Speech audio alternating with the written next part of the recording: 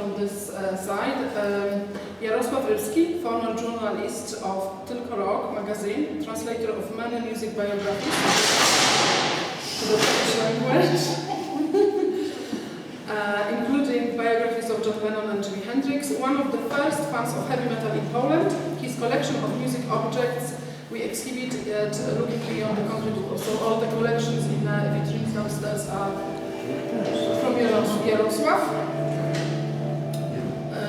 Leszek Gnoiński, music journalist and author of many biographies and books about Polish rock music. Together with Jan Stradziński and Chris Salewicz, he directed Beats of Freedom, a film about underground music in Poland. This is the film which goes to screen just after the discussion, so if you want to stay around for that. There will be also some chance to ask more questions after the film screening. We also have Ania Lyons, Polish photographer and journalist. From the late 70s, she photographed punk subculture from Warsaw.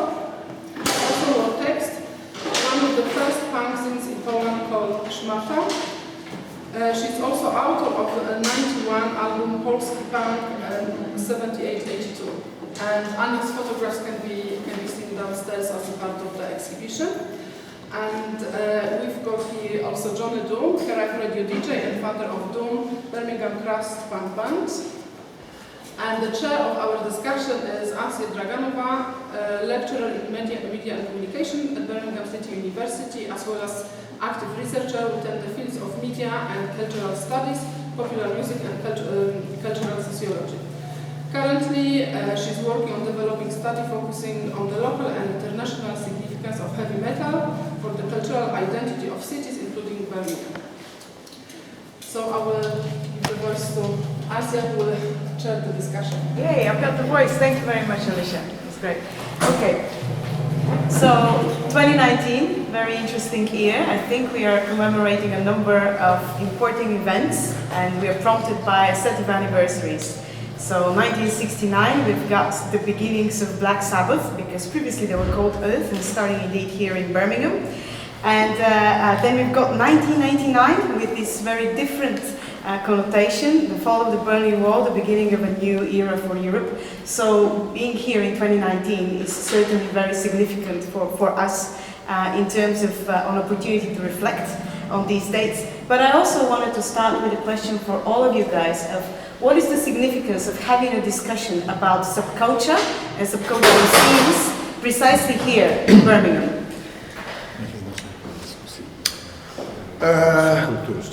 Well, I suppose in relation to rock, then the subcultures are probably different to they are now, because they were more set.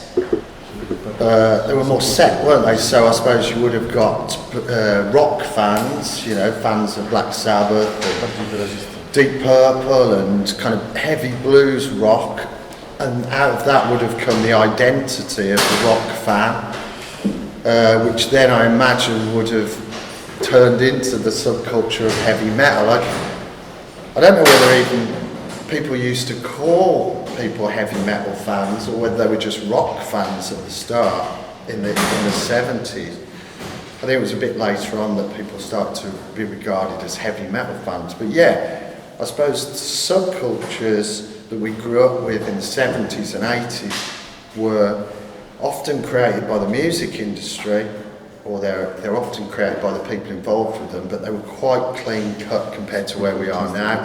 So for me, it would have been rockers, heavy metal fans, goths, punks, even rock and roll fans. They had a resurgence in the 80s, mods. So in relation to subcultures, there's plenty from 1970 up to where we are now that are either still going, they're still important, or they're relics of the past. But yes, so in relation to subculture, I think every one of us somewhere down the line knows something about a music subculture, whether it's goth, punk, or rock, don't we? Yeah. And indeed, all of the subcultural movements or scenes that you have just acknowledged here and mentioned as some of the significant ones are in one way or another stereotypically associated with the UK, with the global West, so to say. And in relation to that, I wanted to ask our Polish guests today about your experience as being involved with music, as writers, as musicians, as artists. What were your experiences of sharing music? What was the role of DIY in your experiences? Well, I think that as far as I remember, for me, I don't think I ever heard about Birmingham then, and I didn't know that what was happening, and obviously I knew that there were some bands which I liked, and I didn't know that Black Sabbath was from Birmingham, yeah? Mm-hmm. Well, I knew about Black Sabbath, but I don't think I was even considering it was from England or something. It was because of Iron Curtain, it was like some other planet, really. Also, like, you would kind of had some idea about like history and everything because of the, like everybody had to go to school. And but it was so far away those days. There was no internet, so it was rather abstract where those bands were coming from. It was more like the music was more important. Yeah. The something which like image, which was presented and everything. And because of the time, I think it was common for all people then, young people, that some people were like following that. It was like different time. There was like different toxins. There were no different drugs then, and it was all common. There was like the same everywhere. So I suppose that young people were following the similar music. Yes, then. one way or another. But in one way, by music. the atmosphere. I think for us, music was like a religion. We prayed words of songs. Yes. Yeah. Polish songs, not English. Yes. Mm-hmm. Yeah. Because Polish songs, Polish punk songs and new wave songs, talking about Polish situation in 80s. Right, it was a music journalism in fact. Swego rodzaju dziennikarka muzyczna, czyli że komentowały bieżące wydarzenia. Też odnosiły się do tego, był taki komentarz. No to możesz powiedzieć. Okay, so it was a sort of a commentary on current events and current political events in case of Polish punk rock music, right? Yes, okay. Yeah, so what we've got today as a title of the event, of course, is looking beyond the concrete wall. And I suppose this is a very powerful metaphor to explore here, this idea that the Berlin Wall that divided the east and west of Berlin itself, of Germany, but also of Europe, is indeed seen as this key borderline between the West and of course the East, that seem to have a much more probably restrictive, different pathways to accessing youth cultures and subculture. So downstairs, some of you may have already seen, we've got the collection of your work, well, not your work, but your collection of fan items and of your letters. Nice. Something that, if you haven't had a look at it yet, or if you've missed that detail, it's interesting how Jarosław's name is spelled differently by pretty much everyone who you've been communicating with in relation to your music fandom and engagement. So I wanted to ask you, from the context of somebody who was a metal fan in the 70s, what is the value, today's value, of what you have collected for how we interpret the history of subcultures in Poland and Eastern Europe? Well, it's a sentimental value, of course, but some people at my primary school, they wrote to say Ford factory to get a brand new catalogue, you know, to smell a little bit of West, right? I started writing to bands because they were not that guarded by security and so on and so forth. So they printed usually the addresses of the fan clubs or even, you know, private addresses.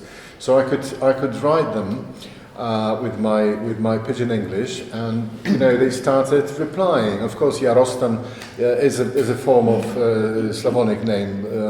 It's Jarosław, but anyway. And you know, they started replying. We started swapping LPs or singles.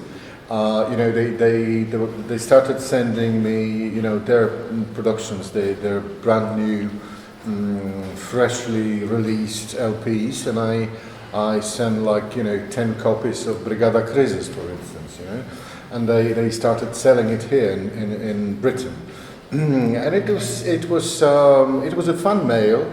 I mean they liked it. I mean they were interested in what is happening concerning music in Poland at that time. I mean, turn of 70s and 80s.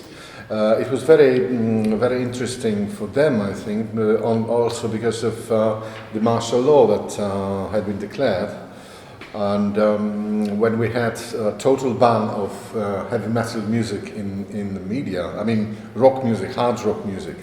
But funny enough, on Polish television there was a weather forecast, and usually, you know, pictures like, you know, impressions from the park, you know, leaves all over the place, and so on and so forth. And the background music for that material was Black Sabbath's Fluff. So it was really funny, you know. We picked those things, and then in I think 82 they started to present some hard rock or heavy metal music on the radio. I mean, later on in that period. And then they allowed Western band to come to play the gigs in Poland. Some say it was a safety valve, you know, because they wanted young people to go to the concerts and not to fight with the police on the streets. But that's, you know, we did both. I mean. Excellent. All right. And what you've been talking about, so Western bands coming to Poland in the 80s, I'm aware that you wrote about a 1984 gig by Iron Maiden. Is that right? No, I didn't. No, Oh, that was Yes. yes. Sorry, guys. I've been reading a lot today. I've been doing my homework. In 80s, I'm punk more. No. I was a metal fan. In 80s, Yeah. metal and punk. Both at the same time. Yes. Indeed. For me, it's different music. So, in the context of both the UK and Poland, how do we see subcultural scenes such as metal? Iron Maiden concert. It's first concert in 80s in Poland, in a big show. Right. Wielkie tego. Of Yeah, metal band. it was one of Pierwsze. the. It was first. I think 2 or 3 gigs. 6 koncertów było. Six gigs. All right, 6 gigs. 1984. I was in the 3 during the Power Slave tour, and yeah, I remember it very well. You know, it was something really great. I mean, we couldn't believe our eyes. You know? Yeah. And they said it was so-called paid rehearsals because the organizers didn't pay them, you know, the regular fee, but something in between. You know. Yeah, yeah. So it's more about the audience rather than necessarily about the fee. Yeah. Right. In 80s to Poland went Budgie, except Saxon, but this concert, it's one nie grały takich swoich koncertów, tylko przyjeżdżały i bez tam jakichś tam dodatkowych efektów. Chodzi o to, że to była jedyna praca, wiesz. Maiden. I mean, yeah, I made in the first, you know, well, they actually brought the whole stage, you know, not the big one, but the smaller version of the stage, as far as I remember. But you know, we had everything during, you know, Rime of the Ancient Mariner.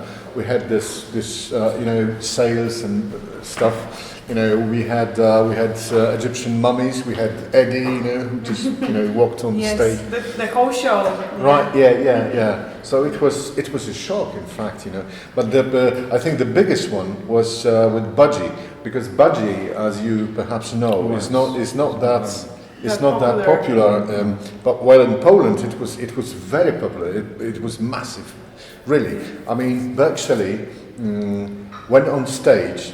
And, you know, ale to już później, to jest 88, dokładnie 8.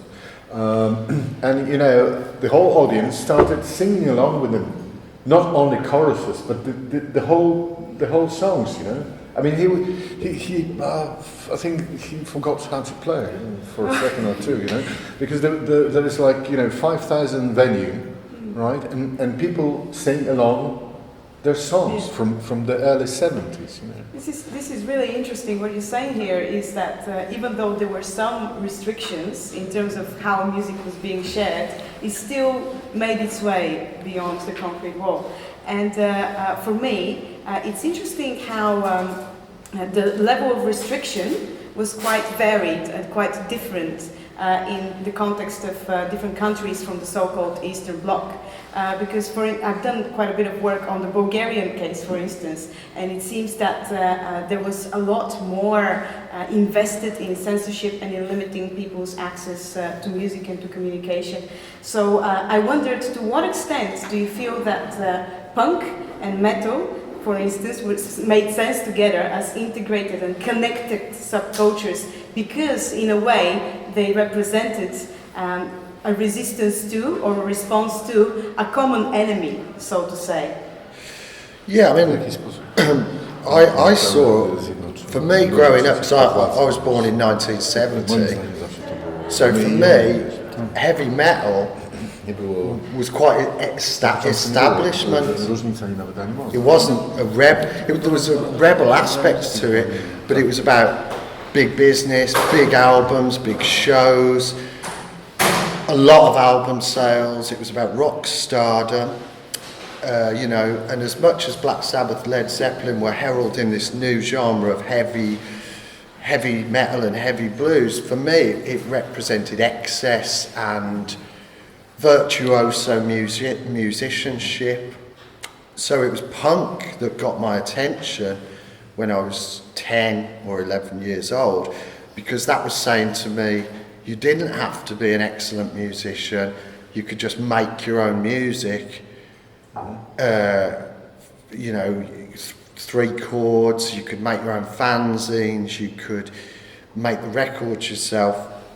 But the thing that was happening is punk was colliding with metal anyway, because the underground scenes, the underground punk was also making heavy metal more extreme, faster, more guttural, and all this collision of punk and metal together was where I started, I suppose. So the bands for me that started my journey would have been, you know, Amoebics, Napalm Death and Discharge and all this stuff, and GBH and Metallica and Slayer. So punk was already colliding with metal, and making a bigger underground, you know, away from these giant shows and away from stadiums and Rush and Saxon and all this stuff. The underground was where I wanted to be, because it was more extreme, it was more challenging, there was political elements coming through, there was hardcore, there was punk, and as I said, colliding with metal. So my story's a bit different. I went back to Black Sabbath like late 80s, early 90s, because there was a resurgence around the where did heavy music come from. So I went back to all that rock stuff, as I said, later on, you know, and that's when and obviously I appreciate heavy metal a lot more now for its theatrical aspects and all sorts of things to play in or whatever. But as I said, at the time when I was growing up with punk, to me it represented represented excess and stardom, which I didn't connect with. You had an interesting connection with punk yourself, Anna, because you photographed punks in Poland mainly, but also in different countries too. And I'm quite interested to hear about your observations of the punk subcultural scenes and also their visual markers. What did you manage to catch on camera, and what was something that you would like to expand on elsewhere? Well, first of all, I was a punk fan myself. Because that was the music which was mine, and the most like, you know, maybe I started from like listening to Nazareth and Black Sabbath, you know, but it was like, but it was like punk, which was really, you know, like which struck a chord, and obviously it was just the music, and I didn't think where they coming from. I thought it's more like you know, English, and now I know that it started from United States punk. Yeah, in a way. Yeah, well, Debatable. yes, not only, but you know, it wasn't so important then. It was more important that you know, it just was like, it was here now. It was like music for them, for you know, for me. So obviously I was taking photographs of my friends, and that probably that's why these photographs look different to photographs of Henryk Wasążek. This other photographer is more like journalistic photographer, and mine was more like, I don't know, maybe more staged or maybe more kind of intimate. Yeah. So it was like, you know, I was a punk rocker. I was going to the gigs, and you know, and also our time was spent listening to the music and taping. There was no like, what was different, it was like you could listen to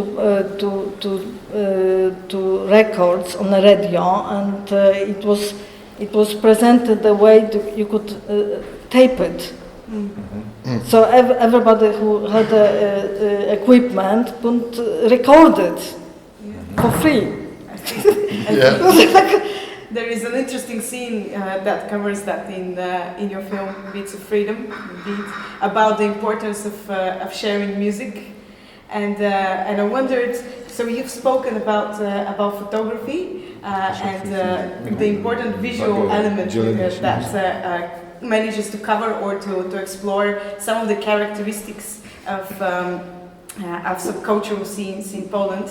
But I wonder also, what were the suspicions of people from someone with a camera? Because downstairs in your description of some of the photographs from the exhibition, you suggest that people were quite suspicious of your role. Could you expand on that? Someone with a camera. It was obviously someone like, is it the agent? Or something like that. A government agent, you know, taking photographs. So it was like, obviously not if somebody knew me, you know, like it was different, you know, but basically it was like that, you know, like because cameras were not common. You know, it was expensive. Oh, very expensive. you couldn't imagine how expensive photo equipment. So it was suspicious. Najlepszy sprzęt miał SB, czyli... Yeah, the best equipment had you know, the security police, because they had government property equipment. So well, speaking of but that, they were usually guys about 30 years of age with mustache, right? So they were instantly recognizable. You know. Well, I started from Russian camera, so like it wasn't very expensive. Ania nie wie o tym pewnie, ale parę osób z tej ekipy punkowej na początku zastanawiała się, czy ona nie jest podstawiona. Oh yeah, that was what I was thinking. Yeah, some people were suspicious. Some people were suspicious. So I have a question actually in relation to suspicion and in relation to accessing the history of these subcultural scenes of punk and metal in Poland. In your film, Beats of Freedom, there is quite a lot of footage from festivals taking place in Poland. And I wondered, what are the challenges of accessing those histories of youth? What are the challenges in accessing those archival materials? How could they be retrieved? Well, it's sometimes expensive, yeah. As far as I remember, it was expensive to access in full. Yeah. But could you the last sentence? Yes. So how did you access some of that footage, archival material from festivals? What are the challenges in accessing the history of youth? In 80s, made a few films about Jarosław Festival. Czekaj, to były robione filmy. Films were Yes. taken? Czekaj, ona zadaje takie dziwne pytania. No, it was access, you had to pay for that, yeah? Yes. And the longer it was, the more expensive? A materiały są z IPM, czyli z... The materials are from IPN, that is, I knew the name, the English equivalent, but I think I've forgotten that. But this is the Institute for National Memory. Ma służbę bezpieczeństwa. And it was some of the films were taken by the security Forces. The secret police. Special forces, secret police. And there were 3 films about Jarosław Festival. And dużo fotografii było między innymi Ani. There were lots of pictures, including Anna here. Yeah. Okay. Like, you know, mugshot. So, would you say that these histories of youth now, of punk and of metal subcultures, probably others, are now becoming very central to the general perceptions of heritage and contemporary histories of Poland? Are they something happening on a small scale, or would you say that it is something that's being invested in a lot? Are you asking, have we abolished communism now?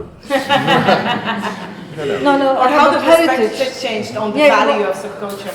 I think it started from a really on a small scale, among big cities, and then grew into huge movement of rock followers and kids who go and start playing rock bands. In my opinion, the most the biggest movement of punk rock, real punk rock in Poland, is my opinion. It was like a beginning of 90s. Yeah. Because then there were so many punk bands, and they were all like very independent, and they were paying for their own festivals and the publications. That was a real punk movement in Poland then. Yeah. I think. And beginning like 80s, it was just like kind of not on the starting, Things were a lot different back then. Obviously, you couldn't film gigs, which there's footage before the 90s is quite rare anyway, because a lot of people, unless you really had a lot of money and had a video camera or something like that, a lot of people weren't taking footage of things. We didn't have internet to share music, so there's ways in which people share music. As I said before, it's different for Black Sabbath and Led Zeppelin. They were on the biggest record labels in the world, and they had full-page adverts. But underground music scenes, whether it's punk or underground metal, the only real way that these bands could swap information was to do it by post. So people would send cassettes of rehearsals or demos. You'd send them by post, which then would, it would allow a global network. It didn't matter where anyone was. You could post something to Poland and they could post a demo back to you. As we've touched on before as well, people didn't want to pay the money. There was a money aspect to it, so people would soak the stamps so you could use them again. You could take the postmark off the stamp if you soaked it first. Send it to somebody, then they could wash that off and then send it back. And there was this whole network of people sending things by post to each other. And that's also how bands like, Metallica and Slayer even, and Sepultura and all these kind of underground bands, they were part of this global network which was going on underneath the mainstream and underneath the major labels, which was very community based. It was based around fans, musicians as well. One of the things that drives heavy metal isn't just the interest in music, it's the fact that it's a lot of the time musicians watching other musicians. So it's people who, as I said, I got more into heavy metal when I started playing guitar because I wanted to know how they got that guitar tone, how they got that heavy riff. So a lot of the time heavy metal is a mixture of enthusiasts but also lots and lots of other musicians as well. And I could talk loads about heavy metal, how it's developed over the years as well, but maybe that's for another time. But yeah, it's gone through periods, huge periods of selling lots and lots of product, and it's been through waves of selling loads, and then dance music coming along, and then it going quiet for a while. But it's always there, and it's always about passion for music and the musicians involved in it, really. That was, I was about to say that, being a fan of heavy metal is, it's a lifelong relationship. It's not a tryst that this spring we like this one, and the second one is a new one, brand new, promoted by, style or singer or musician, promoted by the record label. It's a really lifelong relationship. If you fan, you're a fan for life. When you're a jet all the way, right? So, my question would be here. We've got the big project Home of Metal, which I'm sure you're all aware of, and they've got a number of exhibitions going on in town. Plenty of work being done around commemorating the beginnings of Black Sabbath, but also collecting images and artifacts of contemporary fandom. So there is this sense that heavy metal now has had this longevity of at least 50 years of having this history in the making. And I wondered, how do you think this informs contemporary metal bands, or generally the history of subcultures, the way that it's being interpreted in your books, guys, or in your films, or through your collections of photos, for example? How does this history inform, or would you say it might limit contemporary inspiration in those subcultural scenes? Well, obviously it does influence, because you still have, metal fans and, punks, you can see punks, and I think there are some punk bands and definitely metal bands.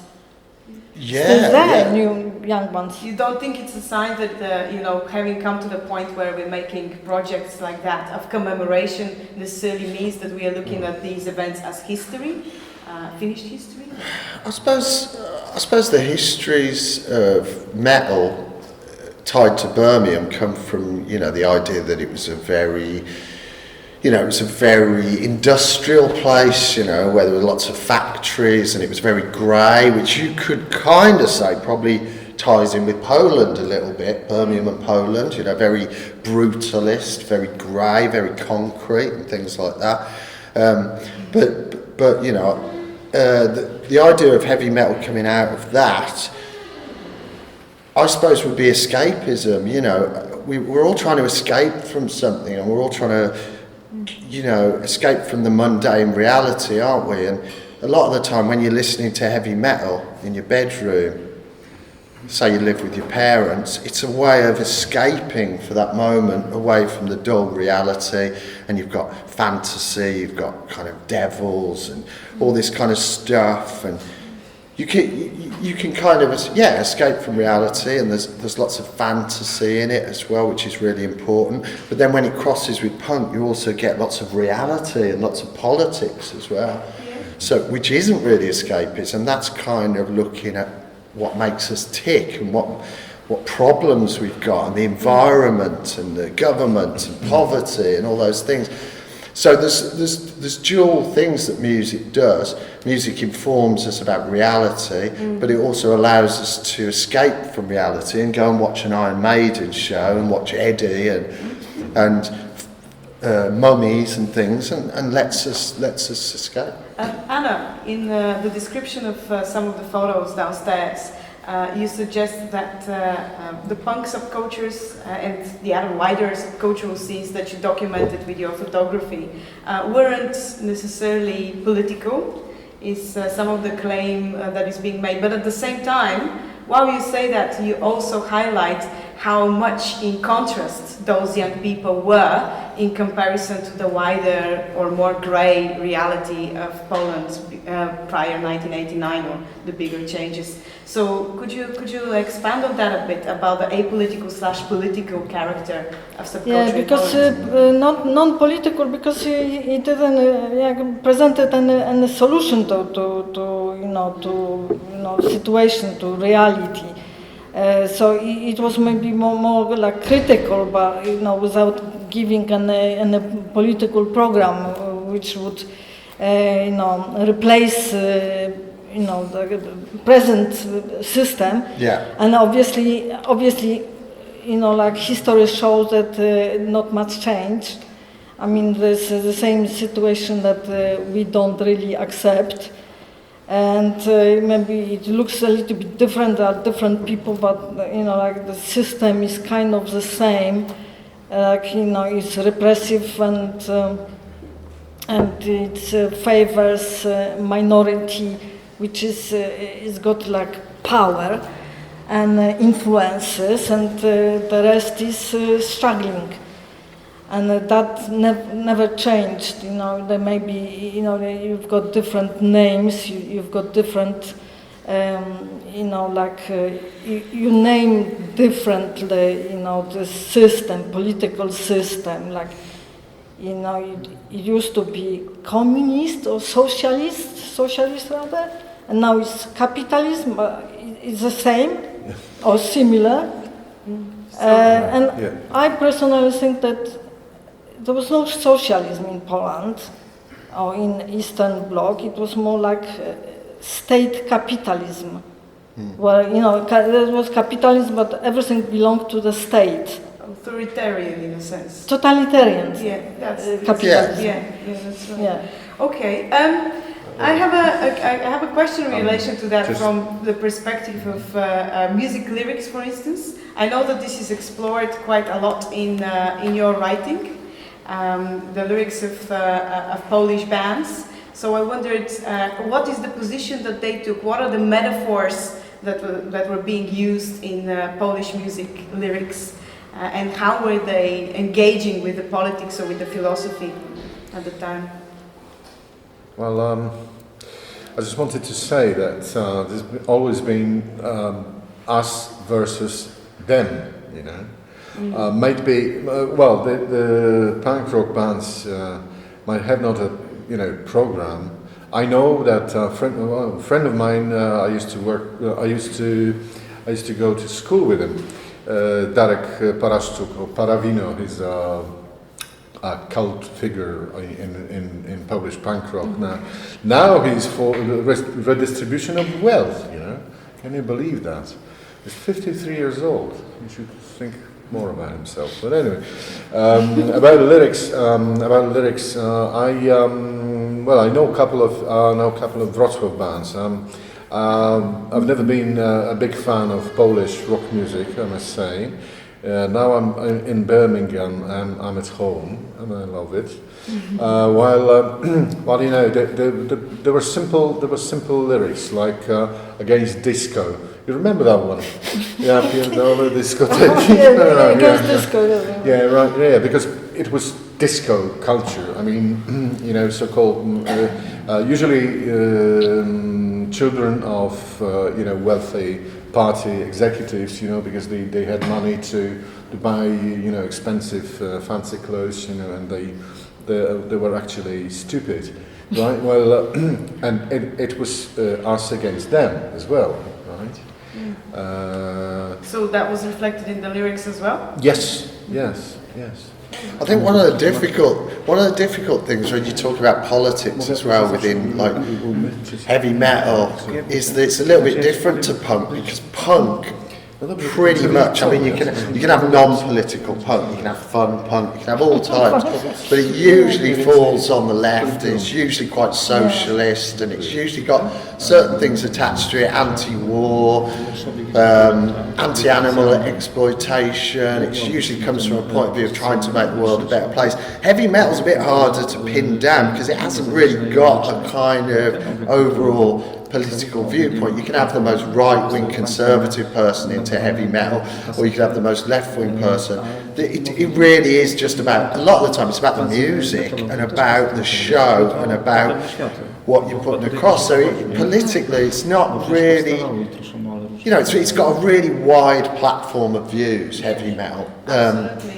I mean, punk has as well, but less so. It plays with the ideas of cult quite a lot, but it's Yeah. not too clear exactly what is the ideological proposal being made. Yeah, and I mean, Black Sabbath were a little different in that respect, because Black Sabbath, straight from the word go, were writing anti-war songs, you know, and they were kind of commenting on the world, you know, war pigs and things like that, fairies wear boots, which was about drugs and things like that. So straight away they were coming from quite a grassroots lyrical point of view, where they were talking about the things that they could understand from being in Birmingham and living in Birmingham and things like that. But yeah, I mean, it's one of those things. I mean, it's good that heavy metal's like that as well, because it's really, really wide-reaching and reaches out across the world to so many people, you know. You wanted to say something, Leszek? Yes. I wasn't too sure, but I think there was some translation going on, but I couldn't understand. Były 3 obiegi kultury. There were three currents, I mean, circulation of culture, so-called. I to jest ta różnica między, And this is the difference między Zachodem between West and East. Yes. Pierwszy obieg oficjalny. The first one was the official one. Drugi obieg solidarnościowy czy opozycyjny. And the second one is solidarity or, you know, underground. Trzeci Opposition? Opposition, yeah. Trzeci obieg to obieg właśnie muzyczny. And the third one was music circulation, music. Z jednej strony punkowy, czyli One side punk music, I mean fanziny, kasety. Selling, yeah, sending cassettes, I mean, yeah. I też był trzeci obieg metalowy. And the third one, well, the other wing One was kompletnie metal. były nie ze sobą. They were not correlated whatsoever. The biggest problems heavy metal has is from the religious right, usually, which probably affects Poland as well.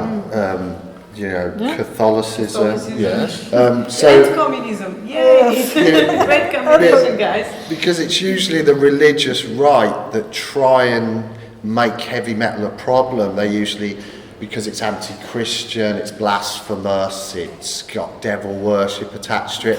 And the American right are just as bad for that. You know, you talk about oppressive regimes, and you talk about, you know, but in the late 80s you had the PMRC, you know, and Tipper Gore, who were trying to get heavy metal censored, you know, and they wanted parental advisory stickers. And they saw real danger in heavy metal, that it was getting people away from Christianity. That's the main thing, away from these moral ideas and these ideas of control. So yeah, I mean, the biggest problem for heavy metal, in a different way to punk, has been the religious right. You know. Is it like that in Poland? Well, I mean, there are a couple of bands that are, you know, openly anti-Christian, like, you know, Behemoth. Yeah, Behemoth Yeah. got in trouble, didn't he? For but, ripping up a Bible, didn't he rip up Yeah. a Bible? Can I just say something relatively funny actually in this context? So I was telling my colleague Paul Long at Birmingham City University that I'm going to be part of today's discussion, and I said that Johnny Doom is going to be joining us for that. Turns out that my colleague Paul was his teacher and supervisor while Johnny was doing his degree at our university, and Paul asked me to ask Johnny, who did he dedicate his dissertation to? On first page, it said, to Satan. I thought it might make you laugh, guys. Well, yeah, you know, I was going through quite a satanic phase at the time. So for a moment, I thought it might have been to my friend and supervisor Does he Paul have Long, but first no, it was name? to Satan. First page. No, I mean first name. Satan who? Satan who, exactly. All right. So you were saying about those attempts to limit heavy metal, and of course I know about that very significant movement in the 80s of mothers against metal, and particularly in America, that was linked to several suicide situations of young kids and so on. There was a bit of mythology around that. But I wondered, it's very, very different context, but within Poland, how was metal, and not only metal, but also punk and subcultural representation, how were they being limited? Because it's not about necessarily shooting people or sending them to prison, right? So what were the mechanisms to try to control? What exactly was in place to try to control these sort of expressions before the fall of the wall? As simple as that. I mean, Friday a gig, Sunday a mass. You know, so there's not a problem in that. Well, I think that you know it's a little blown out of proportions because well, there are some bands that are openly satanic, right? In Poland as well, but you know there are lots of bands that use this metaphor of Satan as a symbol of threat. In the 80s, there was a very popular theme of nuclear war. Take a look at the LP's cover. Take a look at the lyrics. It was a common phrase. That there is going to be a big mushroom and that's it. I mean, now I think it's gone a little bit. I haven't. Well, it's been replaced by the idea that the environment's totally collapsing. In a sense, that's got bigger because I agree. The main fear we had in the 80s was that there was going to be a nuclear explosion.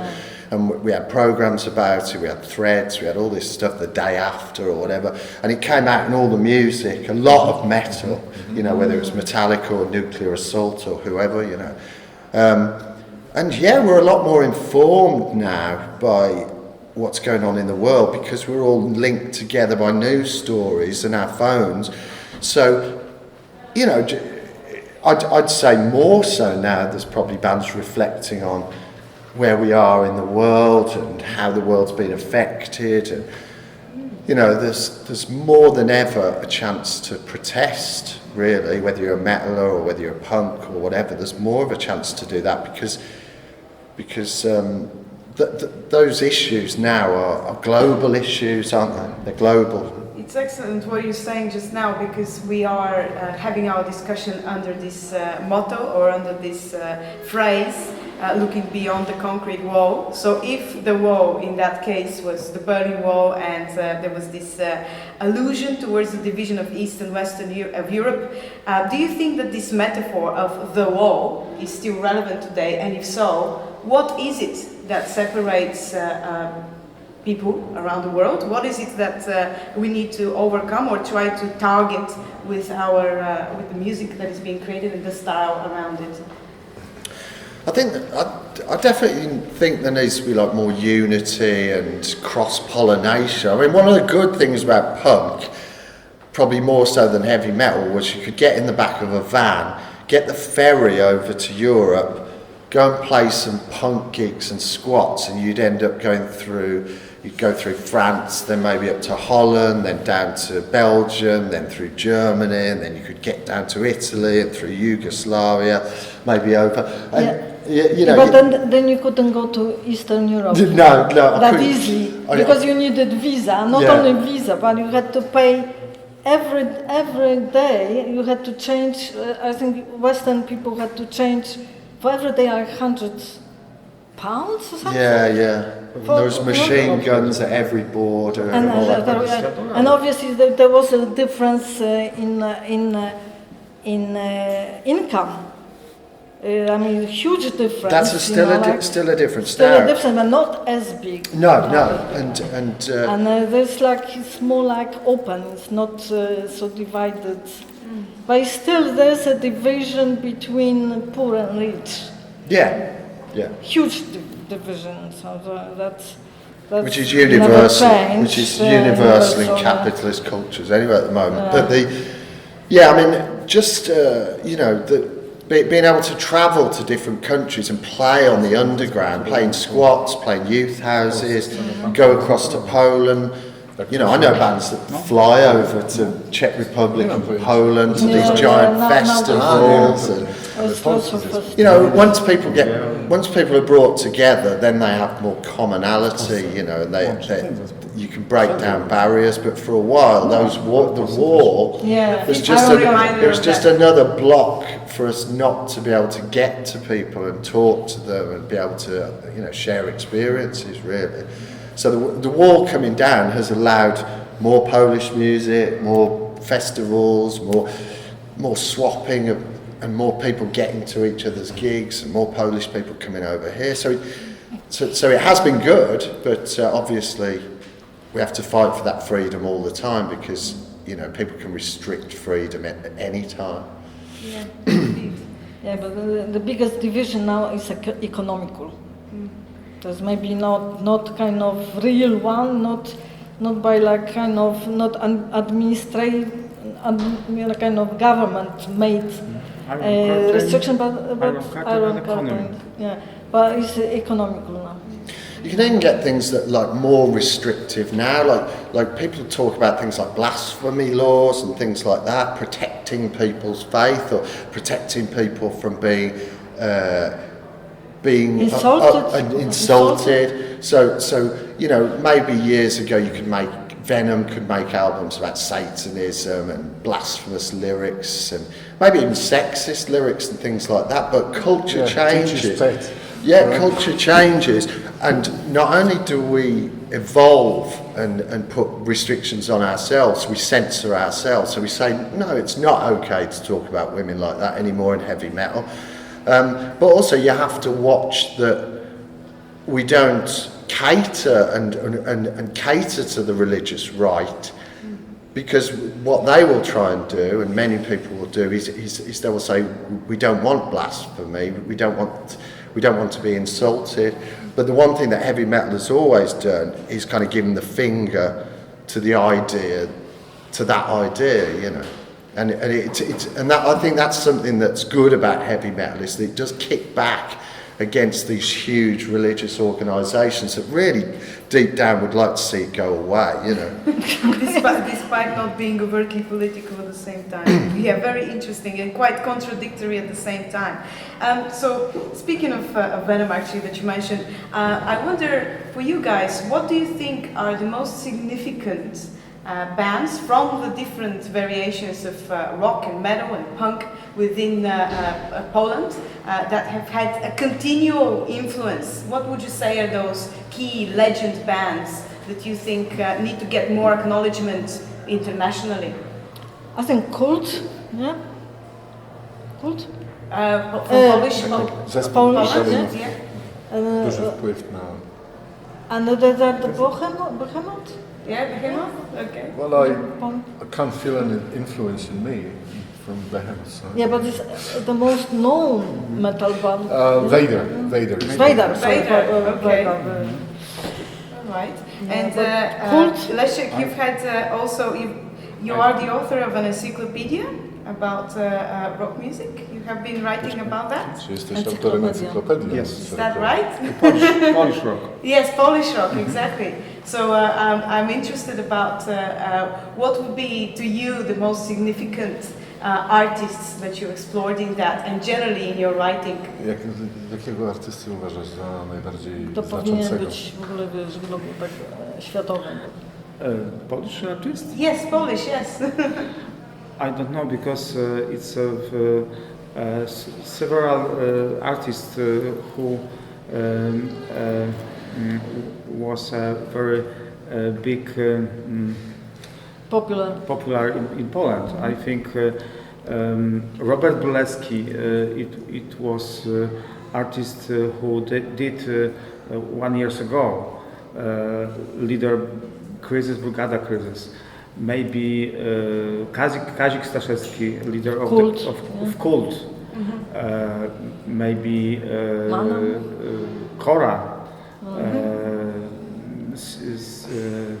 Think of Manam. Kora did 1 year ago. Maybe Lech Janerka. Yes, yes. Maybe Roman Koszczewski. It's a very famous metal singer. One of the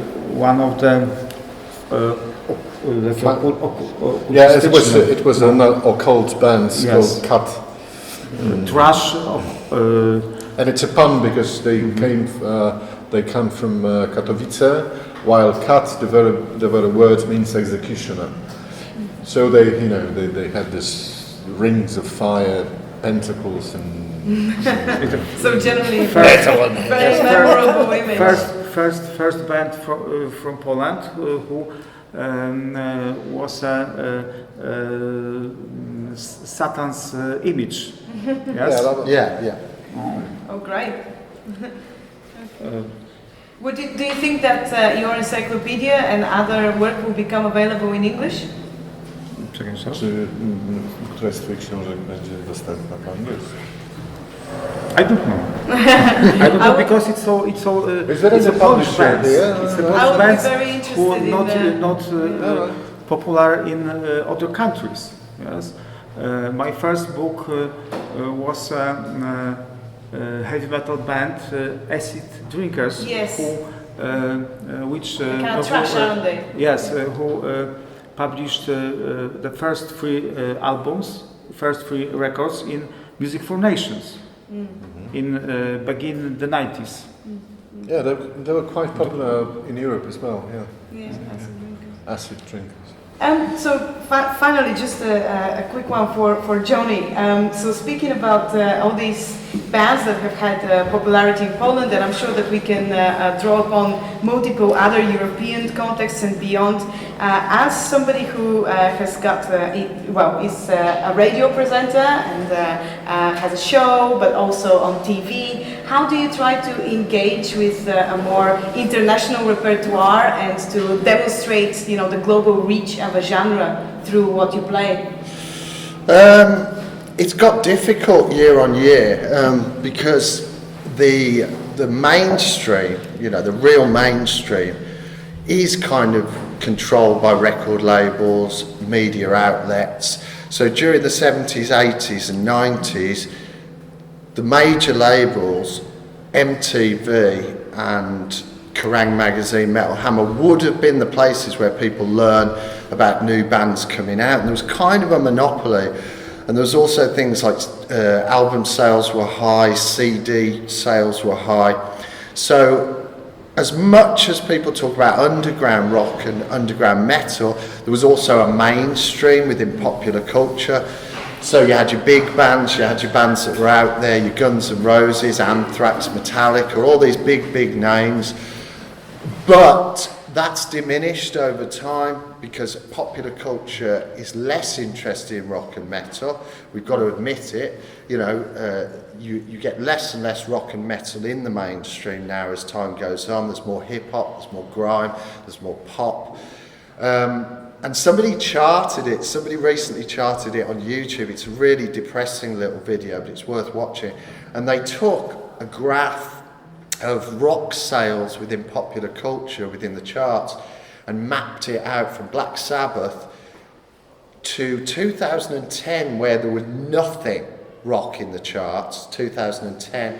So depressingly, they mapped out that it started with Black Sabbath and ended with Mumford and Son. Commercial rock. But so my job's been really hard because commercial rock and commercial metal has diminished over time, and it makes my job harder because it's always good to have things out there that are really popular, that get people going.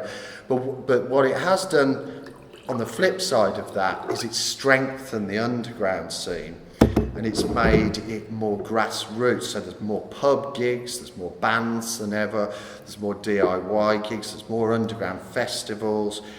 There's just less rock and metal prominent in the mainstream, but it's still going on. There's still tons of it. You've still got Download Festival, you've got Wacken, you've got all these things.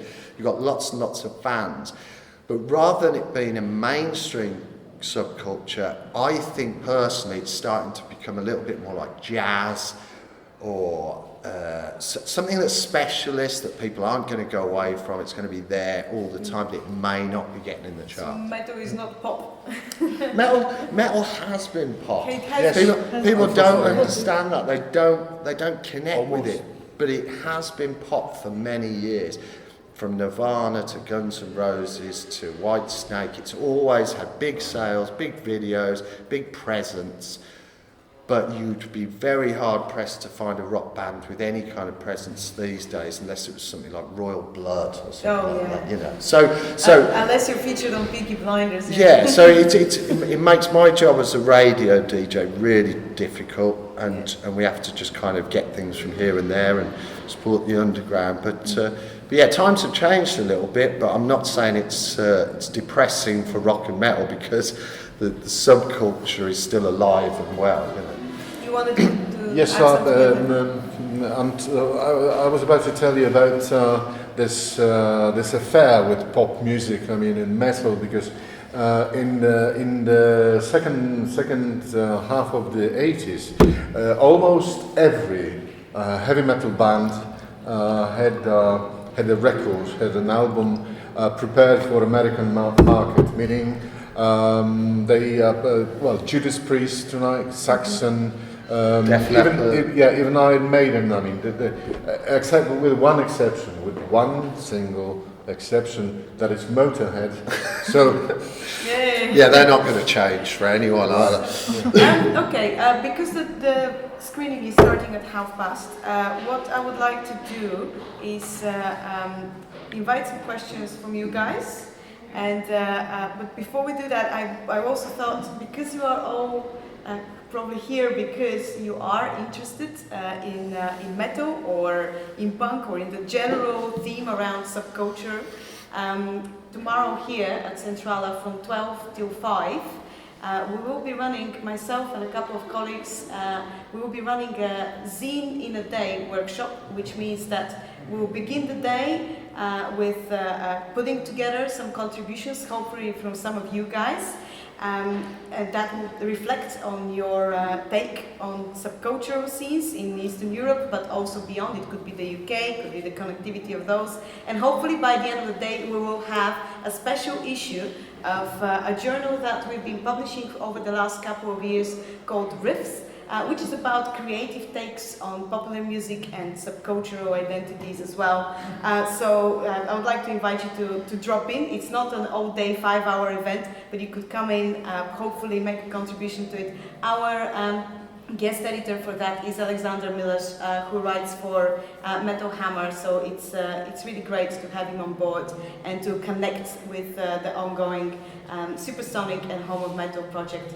So before we have the screening of Beats of Freedom, which I'm very much looking forward to, I'd like to ask whether any of you guys would like to put a question forward to any of the panel speakers. No question, yeah. So, we just read to the Black Sabbath exhibition, and it's fantastic. It's very interesting because listening to the talk, and I noticed there's lots of on the wall about the different categories, metal categories. and there's lots of different ones, and there's even one there that's Christian metal, and like, although I don't go to church, obviously I've experienced God and experiences, it's natural to me. And it's like, I don't like it when we have to think like punk or metal. We don't need to think politics or like religion stuff, you know. I don't think we should really set about being anti-religious or pro-religious. Because like, when I listen to metal, I mean I listen to Typo Negative, and some of the lyrics are like, you know, kill, or die now. But, you know, so I don't take it serious and that. I love metal because I love the energy. It gives me like good energy and I love that. But I'm just a little bit surprised that we have a fear about religious right because, I mean, it's just like people have their own principles and convictions, and I think everyone's opinions and experiences matter. And you said there about the image of Satan, and you said that's great, but to me that's amazing because when you think of all the suffering and the heartbreak and the pain that goes on in the world, if you actually believe that the devil was real, I don't mind being myself taking that to cool, like, you know? I just like, fair enough, if you think that's just not real, that's fine. But I think sometimes it can clarify, you know? I don't think we should be proud of like satanic stuff, you know?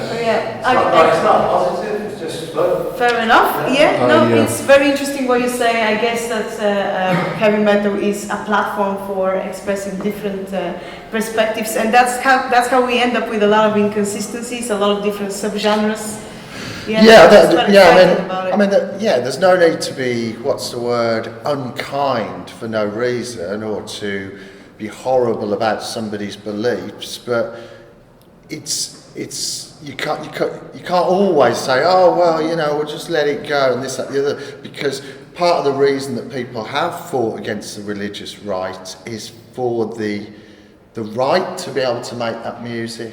And when people are trying to ban it, when they're trying to ban heavy metal for that reason, it is worth standing up and saying that. And also the satanic stuff, a lot of the time that's misrepresented because, you know, people aren't worshipping the devil.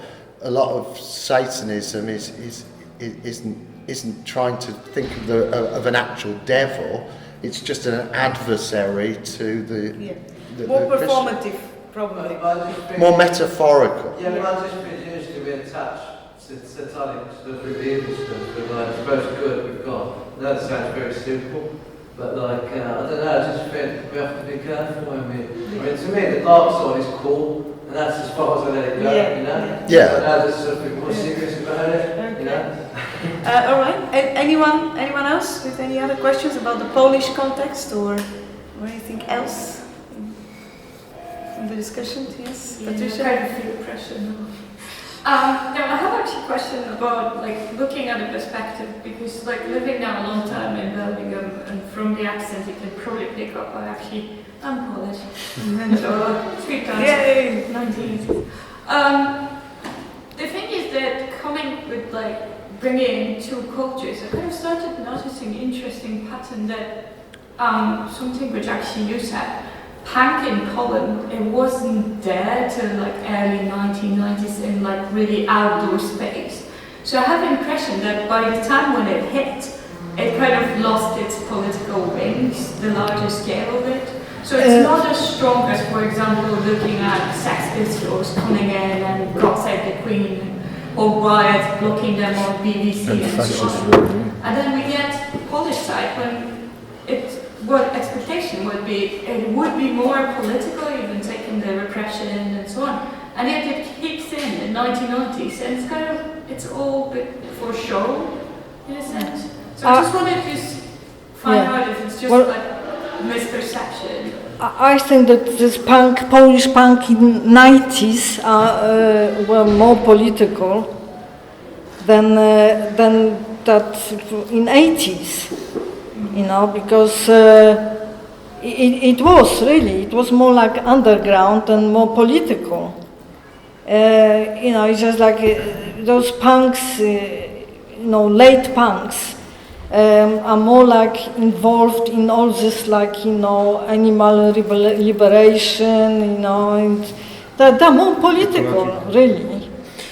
Also during the 90s was exactly when the big businesses decided that they could sell punk to people and make lots of money. So from Nirvana to Blink-182 to Rancid to Offspring, the big record labels suddenly started to sell punk, stadium punk, really big punk back to people.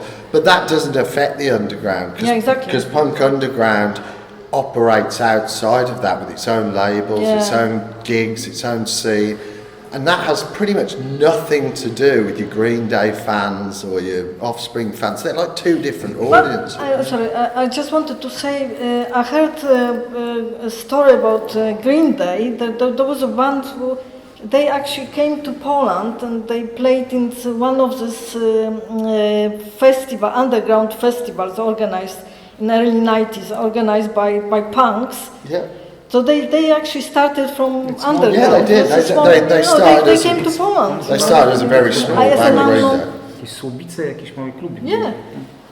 But that was probably the difference in the West, is that they big business. Make a big business out of it. Now they buy hair conditioner at Fifth Avenue for $100 a tube.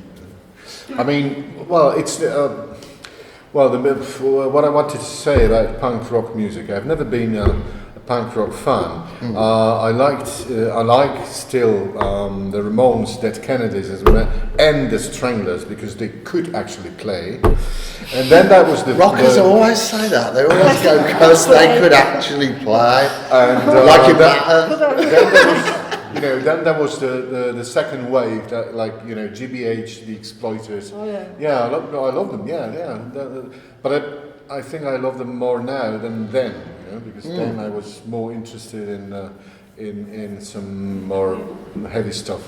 A little bit like your retrospective discovery of Sabbath that you mentioned. Totally, yeah. I mean, I'm not going to lie to people and pretend that I was into Sabbath in the 70s. I was listening to probably ABBA or something with my mum and dad. But, I know the feeling. I usually wake up in the morning, approach my shelf, let me rediscover you again.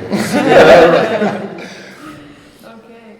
On the theme of rediscovery, I suppose we are dwelling into the past, but also hopefully the future at the same time, because what we've got downstairs as an exhibition and what we're going to see now is presenting the history of subcultures, and particularly punk and metal in Poland, but at the same time this informs a lot how the cultural image of these genres is seen today. So I'm very much looking forward to the film that's going to follow, and afterwards we're going to have another quick discussion with Leszek, who was involved with the film.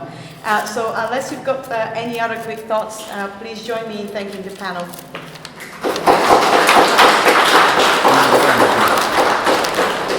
Ren, thanks for coming. Thank you, guys. Have we got 5 minutes? So we're on. A nie masz, chyba jesteś przegnąłem.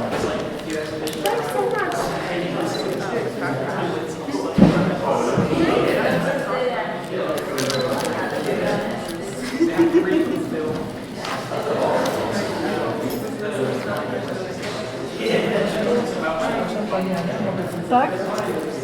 Pani książkę, kiedy będzie dostępna ponownie w sprzedaży po 20 latach? No właśnie, na razie jest